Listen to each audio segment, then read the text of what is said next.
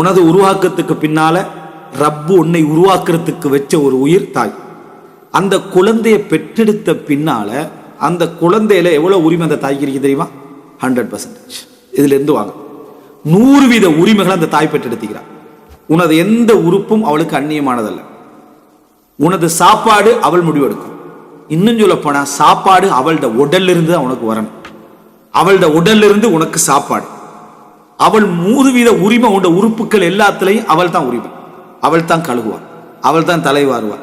நீ அதாவது 1க்கு 2க்கு போறதாக இருந்தால் எல்லாமே அவளை சார்ந்த. நீ எப்ப 1க்கு போகணும், எப்ப 2க்கு போகணும் என்கின்ற அளவில் அத்தனை குற்றச்சாட்டுகளை தான் எடுத்துக்கொள்றான். அதாவது இந்த இடத்துல 1க்கு போயிட்டு கவனிக்கிறலையா என்ற ஒரு தந்தையுடைய குற்றச்சாட்டை தாய் எடுத்துக்கிறான். நான் பார்க்கல, கவனிக்கல, அவசரமா வச்சுட்டு போயிட்டேன், யோசிக்கல என்று குற்றச்சாட்டு எடுத்துக்கல. அப்ப உன்னுடைய மலசலம் கழித்தல்ல நீ செய்யக்கூடிய அத்தனை விஷயங்களை பொறுப்பா தாயிக்கிறான். முதலாவது அந்த தாயை விட்டு 10% கட்டாகும், உரிமை குறையும். எது தெரியுமா? உணவிப்ப தாய்ப்பால் அல்ல. தாயுடைய உரிமை எப்படி போகுதுன்னு பாருங்க. உணவிப்ப தாய்ப்பால் அல்ல. ஒரு தாய் 3 வயசுல குழந்தை வந்து எனக்கு பால் தாமான்னு சொல்ற டைம்ல அவளோட உள்ளம் வந்து அப்படி ஆனந்தம் அடையும். ஏன் ஆனந்தம் அடைய வேண்டாம்? பாருங்களேன், இவள் வந்து இந்த நேரத்தில் பாலை கேட்கிறானேன்னு சொல்லிட்டாலும் வெக்கப்பட்டுட்டாலும் அந்த குழந்தையுடைய அந்த உரிமை அந்த திருப்பி அவளுக்கு ஞாபகம் வரும். என்ன அந்த மாதிரி இருந்தானே அந்த புள்ள அப்படின்னு 2 வருஷத்துக்கு பிறகு பால் குடிக்கிற உரிமை அவளுக்கு 90% குறையும்.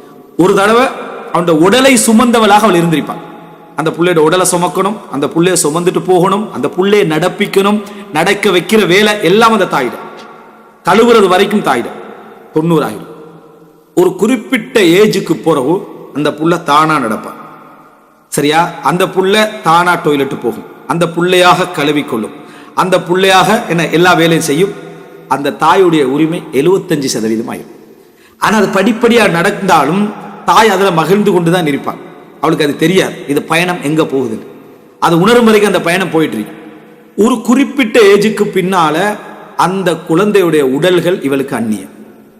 தொட முடியாது, பார்க்க முடியாது, நினைச்ச மாதிரி உரிமை எடுக்க முடியாது. ஆனால் அவள் தொட்டால், அவள் தான் கழுவினால், அவள் தான் வளர்த்தால், எல்லாம் நடக்கும். அந்த இடத்துக்கு ஒரு 10 வயசு ஆகிற நேரத்தில் அந்த தாய் வந்து முழுமையாக அந்த இடத்துல இருந்து அந்நியப்படுறாள் 50%.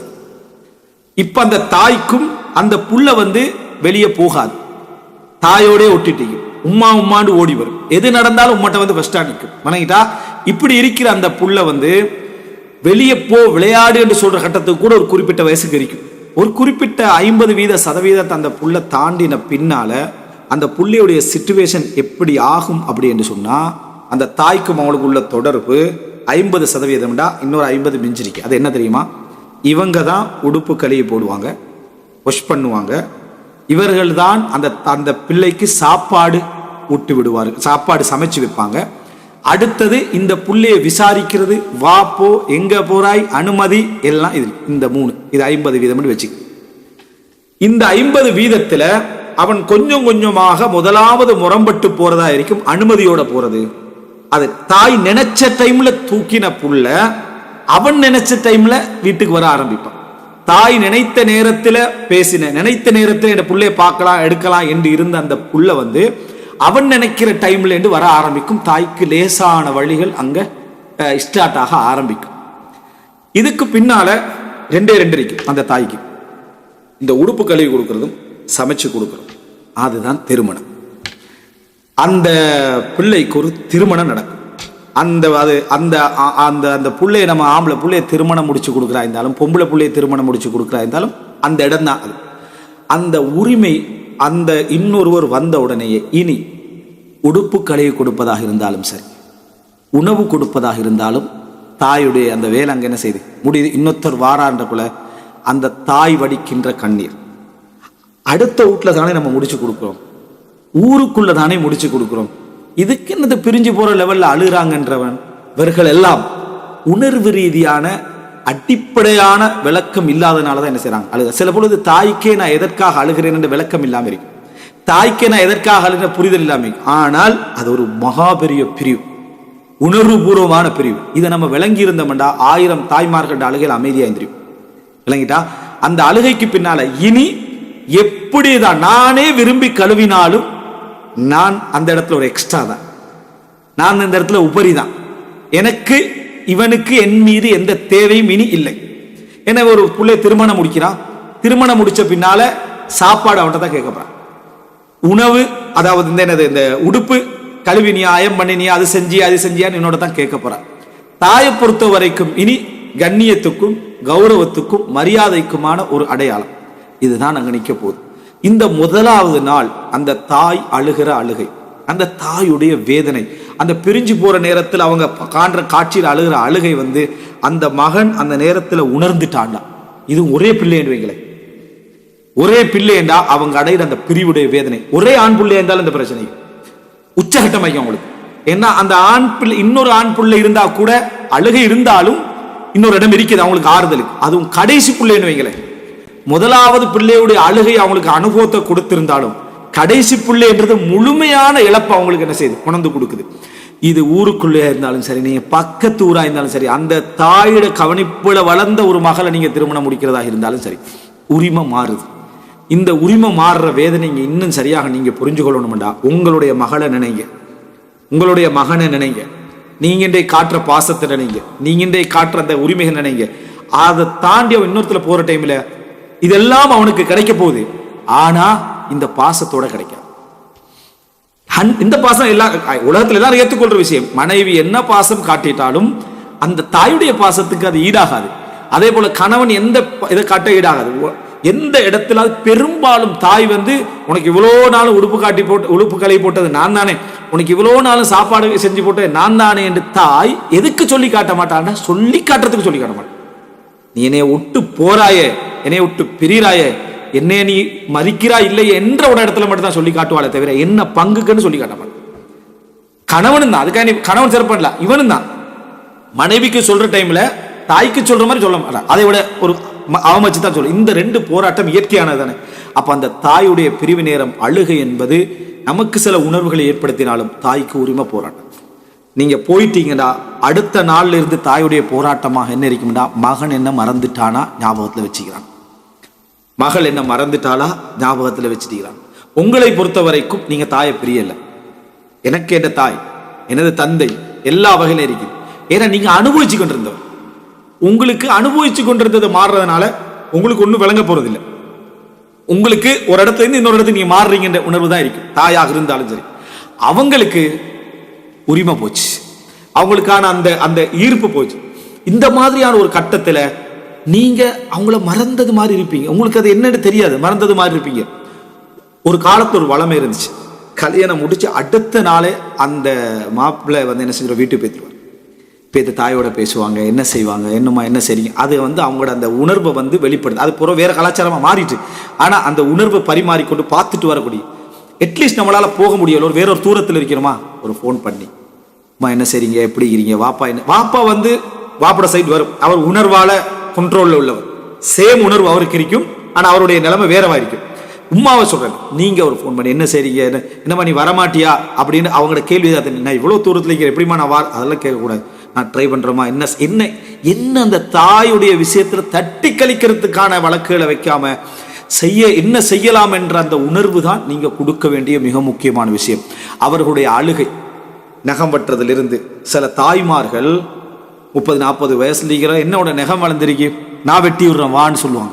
நமக்கு நகம் வெட்டுற சப்ஜெக்டை கூப்பிடுற மாதிரி தான் நம்மளோட சிந்தனை இருக்கும். நீங்க இது போனாலும் பரவாயில்லை வெட்டி விடுங்கம்மான்னு சொல்றது அந்த தாய்க்கு பழைய நாட்களை மீட்டி கொண்டு என்ன செய்யும், கொண்டு வந்து கொடுக்கும். இதுலயும் ஒரு விஷயம் என்னன்னு சொன்னா, சில சண்டைகளும் பிரச்சனைகளும் வரும். அவங்க அந்த பிரச்சனைய அந்த சண்டை பிரச்சனை நினைக்கிறாங்க, இதுக்கான பிரச்சனை நினைக்கிறாங்க, மனைவியுடைய போராட்டம் அந்தந்த பிரச்சனை நினைக்கிறாங்க. அதுக்கு பின்னால் இன்னொரு பகுதி இருக்கு, மகனுடைய அந்த உரிமையுடைய விலகல். அந்த உரிமையுடைய விலகலை நீங்க சரிசமமாக கையாண்டிருந்தா, சரியான உணர்வுகளுக்கு ஒத்தடம் கொடுத்திருந்தா, பல நேரங்கள்ல இது என்ன செஞ்சிருக்கும், காப்பாற்றப்பட்டிருக்கலாம். நமக்கு தெரியும், நம்ம இறக்கமாயிருப்போம், அன்பாயிருப்போம். இங்க அன்பாயிருக்கிற இறக்கமாயிருக்கிற சப்ஜெக்ட் வெளிப்படுத்துறதுக்கு வழி அவங்களுக்கு இல்லை. நீங்களும் அந்த உரிமையை கொடுக்கிற நிலைமையில இல்லை. வீட்டுக்கு போனோமா, இல்லம்மா அங்க சமைச்சு வச்சுக்கலாம் போயிட்டு வரேன் அப்படின்னு நம்ம ரிட்டர்ன் வரோம். சரி மகன் அப்படி என்று சொல்ற அந்த தாய்க்கு கண்ணீர் தான், இல்லைங்களா? அந்த தாய்க்கு வேதனை தான். அதை நம்ம சில நேரத்தில் உணராம இருந்துடுறோம். அது மனைவிட விஷயத்திலையும் தான். நீ இங்க இருக்கிறன்னு சொல்றதை விட ஆரம்ப கட்டங்கள் அவங்கள கொஞ்சம் இணைச்சி அங்க கூட்டிட்டு போய், அட்லீஸ்ட் நீங்க 2 பேருமே போறதுல கவலைகள் இருந்தா நீங்க கொஞ்சம் அங்க இருங்க, நான் வந்துடுறேன் இவனுக்கு, சரியா? அதுக்கப்புறம் நீ இங்க கொஞ்சம் வா, நான் என்று கொஞ்சம் ஒரு அளவுக்கு அந்த தாயுடைய பிரிவுல நம்ம ஒரு ஆறுதலும் உணர்வுகளும் கொஞ்சம் கொடுக்க முடியுமான வாய்ப்பு இருந்தா, அதுக்கான சூழ்நிலை இருந்தா அதை வேகமா செஞ்சிடணும். இங்க பிரச்சனை அந்த தாயுடைய வயிற்றிலிருந்து உருவாகி நீங்க அப்படியே ஒவ்வொரு பகுதியா இல்லாமல் போனது என்பது. அதான் சில தாய்மார்கள் சொல்லுவாங்களே, என்னம்மா என்ன இந்த கையால நான் அவனுக்கு இதெல்லாம் செஞ்சுக்கிறோமா, இதால நம்ம சமைச்சு கொடுத்துக்கிறோமா அப்படின்ற சில வார்த்தைகள் சுபஹானல்லாஹ் அவங்கள வெளிப்படுத்த தெரியாத உணர்வுகளுடைய ஒரு வேதனையான வெளிப்பாடு. அது மௌத்து வரைக்கும் அவங்களுக்கு போகாது. நீங்க உங்களோட பிள்ளைகளை நீங்க நினைச்சு பாருங்க. இவர்களுக்கு கிடைக்கக்கூடிய ஒரு இன்னொரு சந்தர்ப்பம் தான் நீங்களே பிள்ளையாக பிறந்தது போன்ற ஒரு உணர்வு தான் உங்களோட பிள்ளை, உங்களோட பேரப்பிள்ளை. பேரப்பிள்ளைகளோடு அந்த தாய் தந்தையர்கள் வைக்கக்கூடிய அந்த ஆழமான தொடர்பு, அந்த ஈரமான தொடர்பு என்பது புள்ளை என்டதா என்று சொல்றது உங்களை அவங்க உணர்றாங்க. அவங்களால சொல்ல தெரியாது, அவர்களுக்கே அது உணர தெரியாம இருக்கலாம். ஆனா உங்கள அதுல உணர்றாங்க. அந்த புள்ளைய பார்க்கக்குள்ள, அந்த புள்ளையோட இருக்கக்குள்ள, அந்த புள்ளைய அணைக்கக்குள்ள, அந்த அந்த புள்ளையோட இருக்கக்குள்ள நீ அவங்க வளர்க்கறத அவங்க சின்னத்துல திருமணம் முடிச்சிருப்பாங்க, உங்களில் பிழை விட்டுருப்பாங்க நிறைய பிள்ளைகள். அந்த பிள்ளையெல்லாம் பிள்ளைகளை சரி செஞ்சு கொள்வாங்க, பேர பிள்ளைகளை சரி செஞ்சு கொள்வாங்க. அப்படி இருக்கக்கூடிய என்னமா நீங்க எனக்கு இப்படித்தான் செஞ்சீங்க, திருப்பி ஒரு கேள்வி கேட்பான். இவ்வளவு பிழையான வார்த்தை தெரியுமா? அதை அவங்க சரி செய்யறாங்கன்னு நீங்க விளங்கிக்கணும், சரியா? அவங்களுக்கு அது விளக்கமும் சொல்ல தெரியாம கூட இருக்கலாம். அவங்களோட லாஜிக் பேசிக்கிட்டு இருப்போம், தத்துவம் பேசிட்டு இருப்போம். என்னமா இப்படி இன்றைக்கு விளக்கம் சொல்றீங்க, நேத்து என்ன சொன்னீங்க? எவ்வளவு உணர்வற்ற ஒரு வரட்டுத்தனமான ஒரு இடம். நம்ம ஆரம்பத்துல தவறு செஞ்சிருந்தாங்க கூட அதான் சொல்றேனே, மனிதண்ட பிரச்சனையை உணர்வுகளை உணர்வுகளாக கண்டுகொள்ளாமல் அதுல வாதங்களும் பிரதிவாதங்களும் செஞ்சு நமக்கு ஈரமான ஒரு உள்ளத்துல ஒரு காயத்தை நம்ம என்ன செஞ்சிடறோம், ஏற்படுத்தி போயிடுறோம். இந்த நேரத்துடைய அழுகைகள், இந்த நேரத்துடைய வேதனைகள் தாய்மார்கள விஷயத்துல என்ன உணரப்படாத என்று சொல்லலாம், உணர்த்தப்படாத என்று சொல்லலாம். ஏன்னா இதை புரிஞ்சாலும் அந்த இடங்கள்ல நமக்கு வேற வேற சிக்கல்களால நம்ம என்ன செஞ்சிடறோம், அழுத்தப்பட்டுறோம், இருக்கிறோம். இதனால தான் எங்களுக்கு வரக்கூடிய பிரார்த்தனைகள் என்ன வருது தெரியுமா? ரப்பனா ரப்பிர்ஹம்ஹுமா கமா ரப்பயானி ஸகீரா. அதாவது சிறிய வயதில் அவர்கள் எம்மை எப்படி வளர்த்தார்களோ, தர்பியா எப்படி வளர்த்தார்களோ அந்த வளர்ச்சிக்காக இப்பொழுது யா அல்லாஹ் இரக்கம் காட்டுவார். ரப்பனா ரப்பிர்ஹம்ஹுமா பெருசாயின போது அந்த துவா கேட்க சொல்றாங்க. சின்ன சின்ன கேட்கணும், அது சுன்னா. ஆனா பெரிதாயின போது அந்த துவாவுடைய அழுத்தம், அவர்களுக்கு நீ இப்பொழுது இரக்கம் காட்டியாலா. ஏன் இரக்கம் காட்டணும் தெரியுமா? சின்ன வயசுல அவங்களுக்கு வளர்த்ததுனால. பெரிய வயசுல அவங்க எங்களோட கோவப்படலாம், எங்களுக்கு ஏசலாம், எங்களோட முரண்படலாம். ஒரு தந்தை ஒரு மகன்கிட்டயே என்ன செய்யலாம், பெருமையா அடிக்கலாம். நீ இப்படி இருந்ததுக்கு நான் அந்த காலத்துல எப்படி இருந்தேன்னு தந்தையே சொல்லலாம், தாய் தண்ட மகள்கிட்ட கூட சொல்லலாம். அது சப்ஜெக்ட் இல்லை. சகீரா ரப்பனா ரப்பிர்ஹம்ஹுமா கமா ரப்பயானி சகீரா. சின்ன வயசுல அவர்கள் எப்படி நடந்து கொண்டார்கள், பெரிய வயதுல நீ அவர்களோட எப்படி நடந்து கொள்ள என்றதான். நீங்க சின்ன வயதுல நீங்க தாயோட முரம்பட்டிக்கலாம், சின்ன வயதுல நீங்க உணராம கூட என்ன செய்யலாம், இருந்திருக்கலாம். ஆனா பெரிய வயதாகின பிறகு அவங்களோட இப்படி நீங்க அரட்டுவது இதுவெல்லாம் இதை நாங்கள் விளங்காமலே இந்த வசனத்தை செஞ்சிருந்தா கூட பெரிய கருணையாக என்ன செஞ்சிருக்கோம், இருந்திக்கும் இடத்தை பார்க்கிறோம். அன்புள்ள சகோதரர்களே, இந்த இடம் ஒரு தாயுடைய அந்த அந்த பிரிவுக்கான உச்சகட்டத்துடைய இடம் இருக்குதே, இது மிகவும் பாரமான இடம்.